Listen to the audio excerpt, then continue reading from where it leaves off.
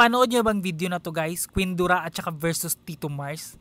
Nagbabardagulan sila sa TikTok guys. Tingnan natin yung video guys. Napansin na kita Tito Mars. Ha? Content mo. Dalhin mo sa YouTube para magkapera ka. Para kumikita ka. Gano'n naman di ba? Para may pangkain ka pati pamilya mo. Gusto mo yon yung kinikita mo sa amin din galing? Perfect ka dyan, Tito Mars.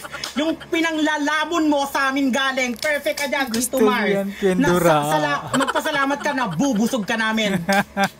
Palakpak sa'yo, Tito Mars. Yeah. So, ayan, okay? O talaga, Queen Dura, ano naman sa'yo kung kailangan kong manlait para magkapera? Anong pakialam mo doon? At least ako, hindi ako syusyunga-syungang uto-uto, natatanga-tangang hindi nag-iisip na kailangan tumikim ng pinagbabawal na gamot para lang magkapera. So sino mabubulok sa atin ngayon sa impyerno? Sino mabubulok sa atin? Ako o ikaw?